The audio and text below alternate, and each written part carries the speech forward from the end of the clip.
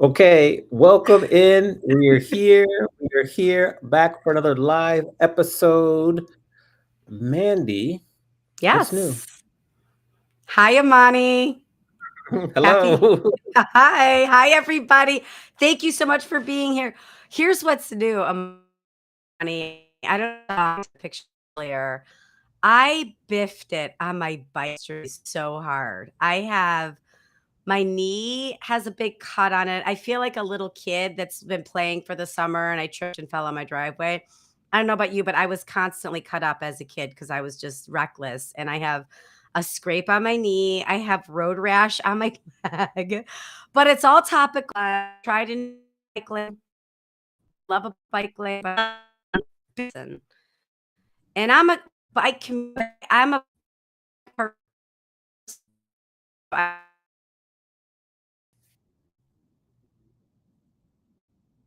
The road conditions of the bike lanes are on a huge sewer grate, like a deep sewer grate in front of. And I was able to get some Band-Aids and some medicine, but it was I'm living around the house right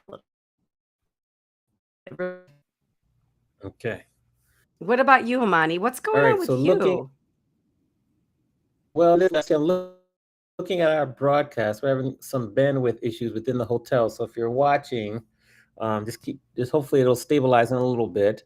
Nothing new with me too much. We just had a pretty relaxed holiday week. I've been watching a lot of soccer on TV between the Copa America and the World Cup. It's been exciting. Yeah, that's pretty much it for me. I'm here in San Diego, your city, to do a gig tonight. That's it. That's super exciting. Yeah, Well, should we yeah. get to our guest? All right. Well, What happened? we've Say it got. again? I'm really excited about our guest today. Can you hear me all right? Good. We're having some. We have to Okay, fight through cool. these bandwidth We've issues. got a really great guest. Mm-hmm. Okay. This is live streaming. This is what it looks like, everybody. I can see you and hear you okay. Okay. That's good. I know on So we've got a our really end it's strong kind of leader. lagging, but I'm go ahead. Okay. We got a strong leader in the hospitality community, and he has held operational leadership roles at Hard Rock Hotel Orlando, Lowe's Coronado, Estancia La Jolla. He's even been voted general manager to watch by hotel management.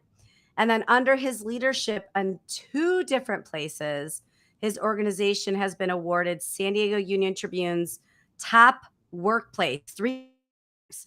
So he's been at 2 places. He's gotten the award 3 times. And as a general manager right now of Estancia La Jolla, he has successfully overseen a labor $27 million reimagination project of the property, and it looks beautiful. If you haven't seen it, you got to go. He loves butterflies and bees, and he doesn't mind finding bench quick time out during the day. Stage, Eric Jenkins. Yes. Hi, friends. Welcome. Yes. We normally, if I was at Hi, the home studio, Eric. we'd have the applause, but no applause. So, Mandy, why don't you start us off with our first question? Well, Eric, thanks for being here. Thanks for making time. I think I'm just going to dig right in. 10 years in, you were in F&B for 10 years, and then you went over to hotel operations, right? I think it was like mid 2000s to 2015. You switched from F&B to operations. Like what lessons did you learn in your F&B stint that you're still using today as a general manager of a luxury property? Hi, great to be here. Yeah. So I think that probably the best answer is that F&B is all about crafting these unique experiences. And I've always found that F&B is the personality of the property that you're in. So basically, I want to transfer that into a holistic approach to the guest experience from check-in to check-out. And I think that was the big thing for me from F&B is like how do I make the guest experience match the flair, the personality, the individual attention that you can get in F&B. Yeah, that's so important. It's so important, and I don't think people realize like the creativity power you have, and what a transferable skill that is between food and beverage and then hotel operations too. Yeah, absolutely. And I think that sometimes the world of rooms is very structured, and it's all about follow the process. And sometimes you inject excitement and personality into that, and it can be a little shocking. Yeah, shocking, but good. That's a good thing. Now, So, Amani, I'm going to curious. bounce it back to you. Okay, I'm curious for you, Eric. What was the inspiration behind moving from Lowe's to your current location? It was called the COVID pandemic. I don't know if you ever heard of it. Yes. We're learning about it I've today. heard of it a Learning couple about it times. today. Yeah. Yeah, so like so many people in our industry, my world was rocked in March of 2020 when the Lowe's Coronado Bay Resort decided to close down. And I remember having to furlough 400 team members, and then I was like number 401 on the list. And got to go home and think, hey, I'm either going to have a couple of weeks off or this is going to be a pretty interesting ride. And it turned out to be a pretty interesting ride. And there were some gifts that came out of the pandemic. And the first one that I always want to talk about is that I have 4 sons. And I had 4 sons that were all of a sudden thrust in front of a laptop to do distance learning. And I also work in an industry that doesn't really or hadn't in the past respected a work-life balance. So I got to be there for my kids' transition to this pretty awful learning experience that they had to go through. And I got to spend a lot of quality time with them. And that's something that had not been afforded to me throughout my career in hospitality.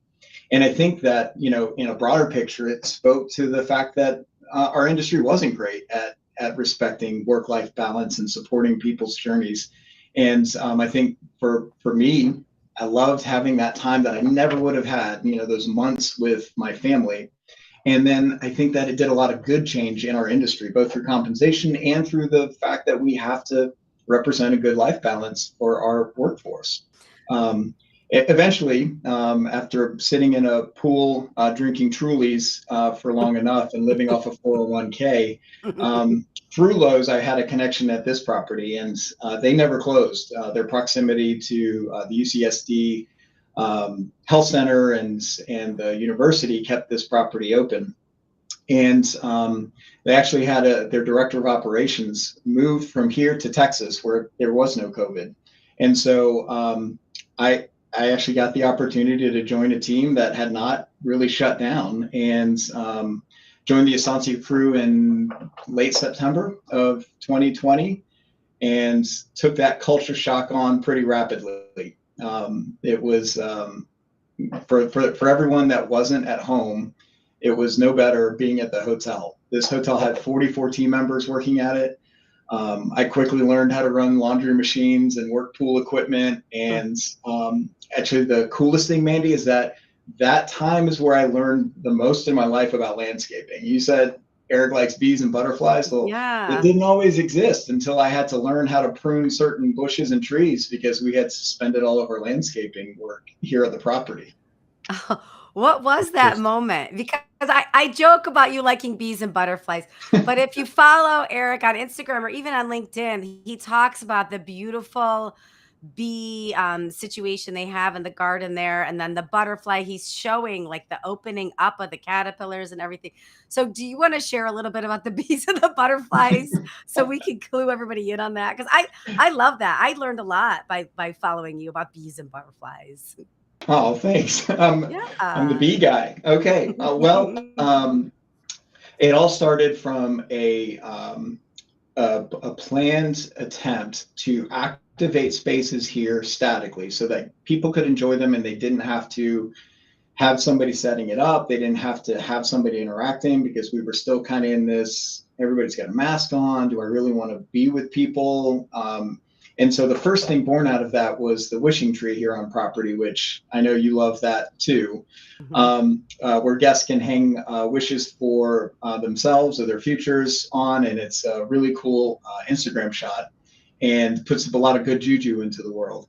But another thing that we tried to do was activate our landscaping. It's a big part of who we are here at Estancia. So people have always loved walking around our 10-acre property and seeing the over 200 different varietals of plants and fauna here. And so one thing that we did was clear out a bunch of underbrush, and we installed a chef's garden, a bee colony, we call it the apiary, through a partner called Alveole. They do urban beekeeping. And then we found a nonprofit called the Pollinator Protector Fund, and they helped us install a butterfly garden here on property. So now you have 100,000 hardworking bees producing honey for our property that's used through culinary experiences and mixology experiences. And we make candles and lip balm and soap out of the wax that's harvested from those colonies.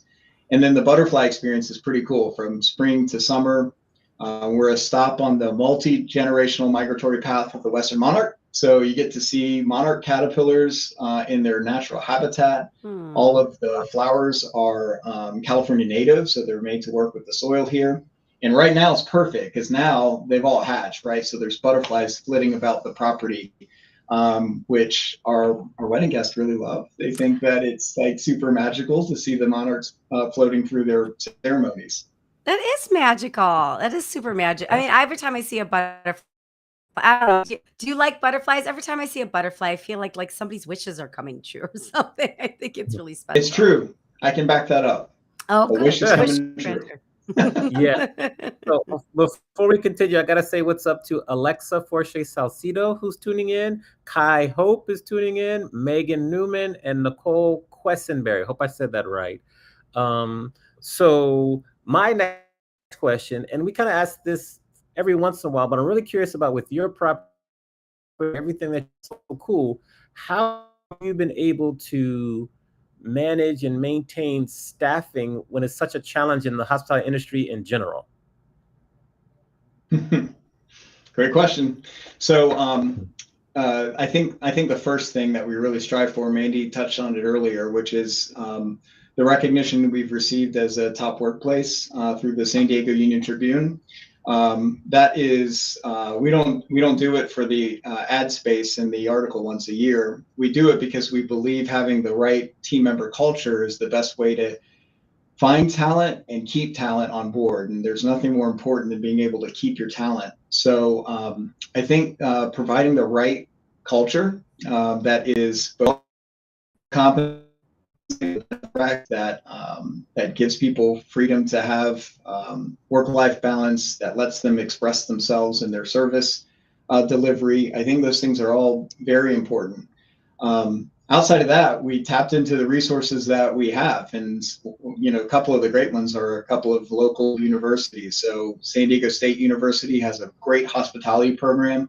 If you can garner a couple of those students in and then make sure you take great care of them and put them on a career path, they will tell their friends and classmates that you're doing good stuff. And you mentioned a couple of people on your little list there that I happen to know either went to or graduated from SDSU. Hi, Nicole. And is right across the street from us. And while they don't have a hospitality program, they happen to produce great baristas that also go on to become engineers and doctors. That's awesome. I want to That hang works. here for a second. Yeah, I want to build on that because in preparing for this interview, we surveyed some of your employees. And Oh, boy. here is what they said about you, okay? Because I want to build on this. You're obviously a great leader. Some people said passionate, transformative leader. He engages in goal-defining conversations that foster growth. He's a curator of a family-like culture. He truly cares about every employee, which inspires us to buy into his vision to the property. This multiple people that we surveyed, this is hard to have people of different levels, ages, genders say this about one leader. Like, and leading across generations is tough right now, right? Like in the industrial world, we've never had 6 generations in the workforce. So, what is your strategy to get people to say those nice things about you, aside from like slipping them a 20? But like, really, what is your strategy to lead across generations? People great about their boss. Well, we have over 250 team members here, and I think that the most important thing to realize is that you have 50 team members. So it is understanding that each of those team members is a person that has goals, that has dreams, that has challenges, just like I do. And I think that's the first thing that I want to do is make sure that I'm being and that my connections with team members are genuine. And like business wise, the great reason that is then typically those team members treat each other that way, and they treat our guests that way. We're running a for-profit business, and I'm trying to get the most out of this property. The best way to do it is to have these genuine, organic service experiences, and I think they stem from genuine employment experiences. That's a soundbite. Organic employment experiences, genuine organic cartel experiences. That is what it's all about, right? Know person and finding out where they're at and then building their job. That's great. And the thing I have to do is cast vision if they all know where we're going and how we're going to get there, they see the path ahead of them. It makes my job so much easier as opposed to trying to, herd kittens into a crate. So I think that the team here buys into the change alchemy. Mm-hmm. I love that. Monty, over to you, Keep my going, friend. Mandy. Okay. I'm still working through these bandwidth issues here. Okay. Well, this is kind of fun because normally like I'm begging to ask now. This is great. So I want to even more right now because like you're a great mentor, you're a great leader, but I'm curious for people listening or people watching, like, what do you think the responsibility is of people like you and I, the people that have been in the industry 20 years or more? What do you think our responsibility is of building the bench of our hospitality industry? Well, I think the best moment for me, like this happened to me today. I had somebody reach out to me on LinkedIn and say, "Hey, look, I saw you had posted a position. I've got a killer candidate. I want you to meet him." And I said, "Look, I'd be happy, but I want you to know that I've already got somebody pegged for this position in an internal promotion." And if I already have that laid out, that just makes my job so much easier. Our responsibility to the next generation of leaders is the same responsibility that the best leaders that I had afforded me, which is to understand what path I wanted on, to help me get to where I want to go, and to be real about the decisions and the work that has to get there.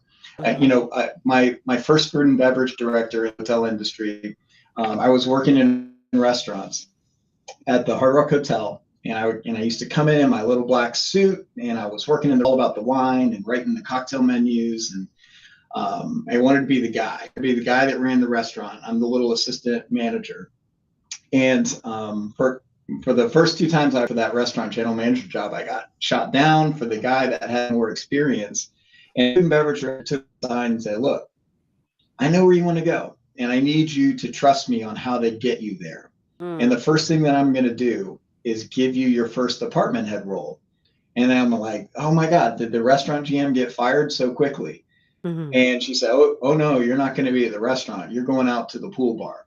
And I was so offended that I had to change in my suit for a bathing suit and go sling nachos and chicken fingers. It was just, I'm like, her name's Diane Pettit. I hope she's listening. Diane, like, I don't want to go work at the pool. I want to be your restaurant guy and teach people how to taste wine and do salesmanship. And she's like, "I want you to be a leader, not a sommelier."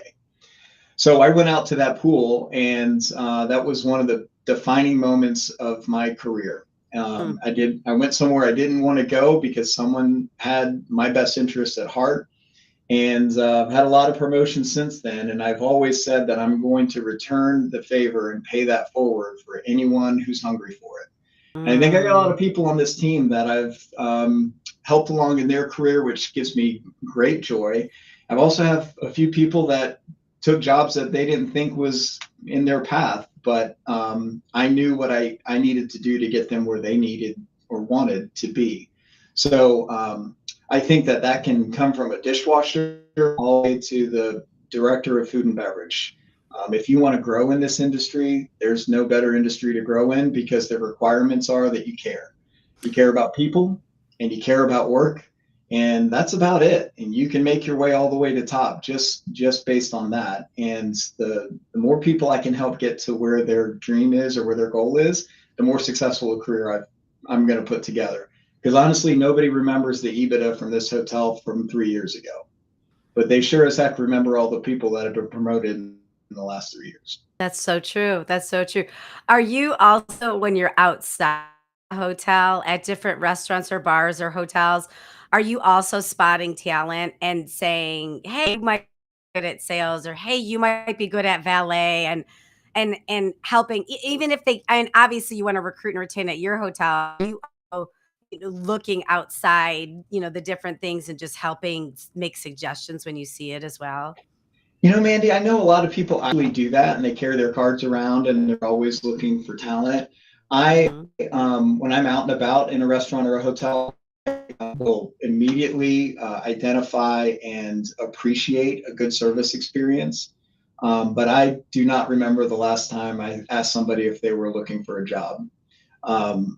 And I don't know, maybe I should do that more often. But I think most connected talent that we bring into the hotel is somebody that knows someone that has worked with me or does work with me. And that's how we get our feelers out into the community. Now I'm going to go out and eat tonight with some. Yeah, okay. Well, it's funny because I was just at a hotel a couple weeks ago, and the bartender was so good, and he was his senior year of college, and I was like, "Have you applied for the California Hotel Lodging Association Foundation Scholarship?" And he hadn't heard about it, and then he was saying how he wanted to be in sales, and I emailed the director of sales that, like, right in front of him. I'm like, "This guy at the bar wants to just follow you for a day. Can he?" So I have this disease where I'm like, if I see talent, I don't know if that's a scarcity thing. Like, I'm so worried that we won't have enough people in our industry to, like, so you and I can retire, right? That I'm always like trying to find people and like place them somewhere. And I just was curious if that's a part of your disease as well, or if you're like, no, Mandy, I can go to dinner without thinking about work. Like I'm a normal person, and you're not, which is also fine. It's also fine. I think the thing that I do at dinner that my wife hates is I'm looking at like the brand of we're using and Oh, what the yes. uniforms are and what the lighting is like and like what's the flow of the menu. So she'll complain about that quite a bit. Like, why do you keep turning your plates over? like we're gonna eat on the plate. Like we're Yeah. not flipping the plate over, Eric. That's funny. That's funny. Maybe to continue that kind of line of questioning, when you're looking at different trends in the industry that you're really keeping a close eye on, what are maybe the top two that you really are watching closely? And I guess we'll say kind of outside of AI, because everyone talks about AI, but in addition to AI, what else are you kind of watching or keeping an eye on? I mean, I guess the first one is that everything is becoming very experiential, and people want to they want to have the ability to experience the locale of the hotel that they're staying in. So trying to find ways to draw in local vendors and showcase the city that you're a part of, and then to have experiences where they can venture out into the city and that we can help facilitate those experiences. I think that's the first one that we are constantly looking at. And I know you said to stay away from AI, but I will say tech in general is something that we're constantly looking at ways to make our guests' lives better, to increase efficiencies, to make our team members' lives better. I think that like some of the coolest conventions that you go to are the ones that showcase tech platforms, because some of them are flash in the pan and seem a little ridiculous, but some of them can really provide great value to the hotel operation, especially when you are struggling with staffing and trying to find ways to make inflation not hit your bottom line as much. I think tech is a great way to do. Yeah. What about when you think about tech and your whole career within kind of hospitality? I always love asking this question because I grew up in hotels also. So I'm curious for you, what's been the technological witness that's had the biggest impact on the industry? Oh man, that's a good question. I think probably for us, we have a platform. I think I'm plugging somebody here right now, but it's called Alice, and in it has like all of the old hot sauce stuff where you can manage guest defects and guest feedback. But it also has a text platform where we can communicate with our guests individually or en masse to deliver communications or to follow up or do personal touches. I think a lot of people, I think like a huge difference between now and 15 years ago is nobody likes to talk on the phone as much as they used to. Everybody is in a Yeah. text culture right now. So that was a hugely impactful platform to have. And it really helps the front office to not have to answer phone calls all the time and to be able to execute service just through tech platform. So I'm sure there's 100 other things like I could have said Teams or Zoom, which has in my life quite a bit lately, but I just love having a platform that is all encompassing and helps me manage the guest experience. Like I love the fact that our P&Ls are all automated and digitized now instead of having to print out these Excel spreadsheets and then figure out how everything's connected. That's great for me as a businessman, but nothing comes more first besides our guest and team member experience. And I think that platform was huge in delivering a plus in that. I am curious, how are you using AI in your business? I mean, for other, I know how we use it in sales, but from an operational standpoint, are you using it?